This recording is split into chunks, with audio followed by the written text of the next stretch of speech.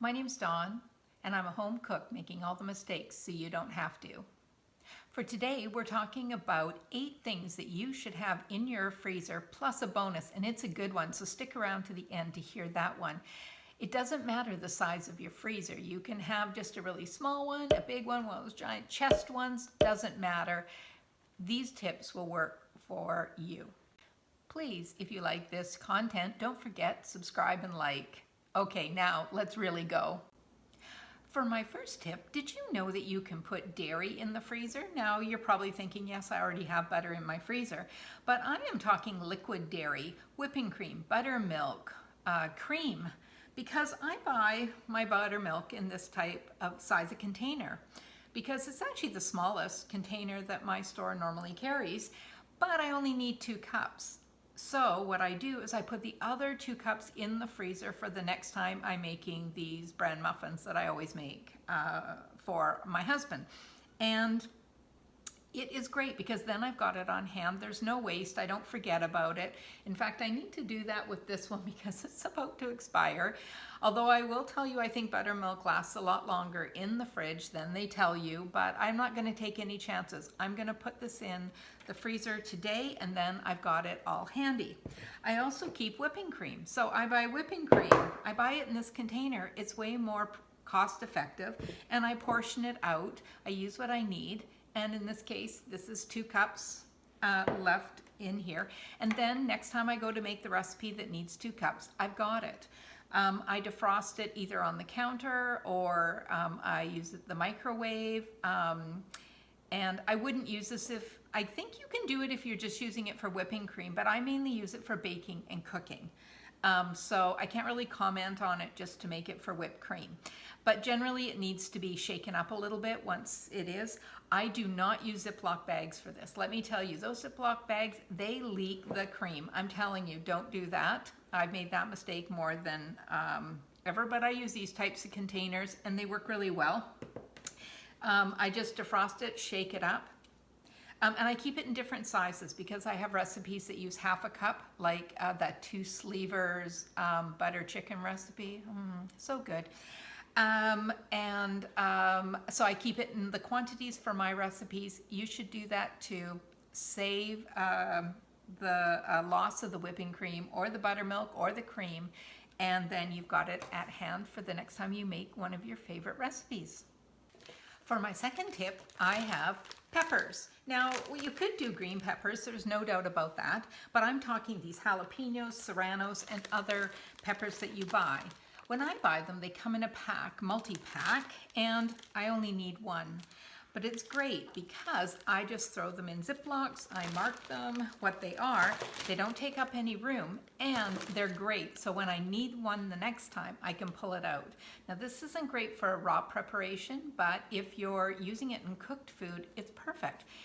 If you need one, I just pull it out and put it on the counter and it defrosts really quickly. But if you need it even quicker, you can throw it in the microwave, about 30 seconds at a defrost, and you're good to go.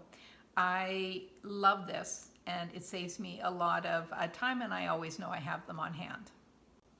My third suggestion is tomato paste. Yes, I buy it in those little cans. I need 1 tablespoon and then I think, oh, I'll use it or not. So I put it in a Ziploc, I flatten it out, and then if I need another tablespoon, I can just break off a piece. See how easy it breaks off? And then I can just throw it in my recipe. I don't even need to defrost it. It can go straight in. It defrosts in a hot pan super quick. You always have tomato paste and no waste. I really love this tip.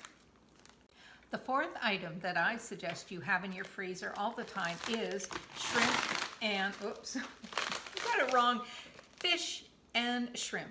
Why do I show these different than meat? Because they're super quick defrost. I just put them in a bowl of cold water for 10 minutes. I empty the water and repeat. So it takes about 20 minutes, but in 20 minutes you can have the fish and shrimp. Sometimes, depending on the size, the shrimp is even faster. But this is great because, you know, I want to eat more fish and shrimp and less red meat. So this makes it super easy for me to do. I can have it really quickly while I'm pulling out all my other items for my meal. And I just think it's important to know that you can have it straight from the freezer. Because often when I go to my local fish store, it always says previously frozen. So I'm not getting a fresh caught fish. So when I find these on sale, or I'm at Costco and the price is good and the quality is great, at my stores, I go for it and I load up. My fifth suggestion is chopped onions. And what do I mean by that? I have a lot of recipes that call for half an onion or a cup of an onion, and when I chop the onion, it's a big onion, so I end up with only using half. What I do is I chop up the whole thing and put the other half in the freezer, because I make the same recipes regularly every week or a few weeks. So in this case, I know I've got it, and I'll make a note in my Paprika app, so people who know me know I use the Paprika app, but some of my recipes are in a cookbook, so I'll just put a quick post-it note saying onions are in the freezer so I don't forget about them. And also you can see I reuse my sour cream container. I think it's great for this type of purpose. I can reuse a container, so it's environmentally good, and I've got these onions that I don't have to chop the next time through, and not have what happens to me all the time is that half of the onion gets pushed to the back of the fridge and you don't remember about it until it's too late and it's come into something we don't want to talk about. My sixth suggestion is when you're making rice, make extras and freeze it in your serving size portion. Or if you order in Chinese food and you get extra rice and you can't eat it all, put it in the freezer. It's a great tip. We just put it in Ziplocs, and we will throw it in a Pyrex in the microwave for 3 minutes with about a tablespoon of water, and it's like magic. It's like almost as good as fresh, and certainly good enough for what we're eating it for. I love this hack. I don't know where I learned it, but we've been doing it for so many years, and it's a great one. And it's a great way to have rice on hand at all times. A quick side dish that doesn't take you any time, doesn't take up a lot of space, and yeah, I love it. My seventh suggestion is nuts. So 2 times, I buy a lot of nuts at Costco because they're such a great deal, but then you open the bag, you say, I'm gonna use them, and then you don't. And then they go rancid because you're not eating them, you don't need them, things happen. So we just put them in the freezer. They reheat really great. You can just put them in the oven or a pan to reheat them, or just defrost them out and eat them raw, however you want to do it. And then you've got these nuts all the time around your house for your cooking needs, and you get the great price. Or sometimes I buy a package of pine nuts, which are very expensive, and I don't need the whole package. It's a small package. I don't have any in the freezer right now, but when I do, I put the leftovers in the freezer, and I mark it in my book where I have those recipes so that I know it's there. I don't waste it because they are expensive, and they keep so well in the freezer. My 8th idea for you is bread. Now, I have a caveat for it, but before I say that, so are you making sourdough? Are you on that craze? I don't want to tell you my story. It's not a happy story, but I did make some great no-knead bread, yeasted. I'm team yeast, yay team yeast. So when you make that bread, slice it up, put it in your freezer. It is so great toasted straight from the freezer, and then you don't have any waste. We eat it fresh that day that we make bread, and then we slice it all up, put it in the freezer, and we've got it at any time. We also do this for bread that we buy at the bakery, because we always intend to eat it quickly, but then we don't. Our plans change, and I just don't want it to be wasted. And it goes into the freezer super fresh, and it comes out super fresh. I'm really a proponent of this, but I do have a caveat for you on it. I don't know about you and these leftover ends, but those bread crusts that you have that you're gonna make breadcrumbs with, I never do that. So I say, I use panko. I never remember to eat those. And if you're like me on those lone hot dog buns that you're never gonna use, maybe not put those in the freezer if you think you are not going to use them. And I know myself, I know I'm not going to use them, so I don't do that. Okay, maybe not believe me, because I found this in the freezer. I kind of like, yeah, no. I think they're going in the garbage. But it's good, see, it's always good to look and see what's in your freezer. Speaking of what to have in your freezer, what about what not to have in your freezer? And I'm saying toss what you don't use. Like, know yourself. These, I'm not going to use these. I must toss them. Those hot dog buns, if I find them, I know I want to keep them. I know I want to put them into breadcrumbs, or I'm going to have a hot dog, but it's not going to happen. They always die a sad death, and they do not keep very well in the freezer either. You know what? I go to freeze bananas, and I never use them. I do sometimes, but generally I just end up having like 40 bananas, maybe not 40, but a lot of bananas. I don't eat that much banana cake. We don't do smoothies. If you do, you keep them. But the point here is you want to do what you will use. And I know I don't use those bananas.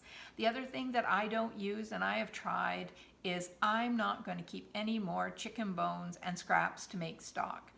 There's less expensive, easier ways to use it, either from the carton or the can or concentrate or bouillon cubes. Any of those things work better for me than homemade stock. I know it can taste better, but it's not worth it to me. And so I've just decided to stop accumulating those things in my freezer. So think about when you look at things that are dying in your freezer, just know yourself, don't even bother putting it in there, or start using it up. But either way, just some tips from my point of view. Now, before we get to the bonus tip, I just wanted to share with you something that is really important. I think you have to mark everything that you store, because you could have winners in your freezer and you're going, I don't really know what that is. And it might expire, be in there too long. For example, you might have this and go, is this chili? Is this beef stew? No, it's icing. Chocolate icing, yum. So I always just use it's like masking tape or painter's tape. I just get it at the dollar store. It's super inexpensive. I put the date on because this is from February 28th, which is less than 2 weeks away, and you want to know how old it is. There is a date that things are no longer good or fresh. The quality really drops. I'm not a food scientist. I don't know when that is. I kind of just eyeball it, look at it, I inspect it and say, that does not look like it's going to be good anymore. But this is from February 28th, which is less than 2 weeks ago. So for sure, it's still good and we're going to eat it. And now I want to make cupcakes. Okay. And now for the bonus item that I keep in my freezer. That is leftover French fries from fast food restaurants. Yes, maybe you think you'll never have any leftover, and neither did I, but sometimes we do have them left over. We either get more than we want, or someone's not hungry, or there's a really good sale, so we buy extra. So what we do is we put them in a Ziploc in the freezer, and then next time that we want French fries, we just put the oven to 425. Sometimes I spritz a little bit of oil on them, but you're treating them just like frozen French fries you got from the grocery store. Just reheat them like you like, and you'll be shocked at how great they taste. They taste almost as good as fresh ones, and sometimes even better because the fresh ones weren't really that fresh when you got them. I really love this tip. And I was validated because I heard Dave Chang talking about this on his podcast, and I was like, hey, I do that. It's great. It's a really great tip. Fun too. And I wished I could show you some that I had in my freezer, but I do not have any French fries in my freezer right now, but French fries. So that's it for today's tips. Do you have some? I'd love to hear from you. I'd love your comments. Again, subscribe, like. Thank you so much for watching. Have a great day and get cooking.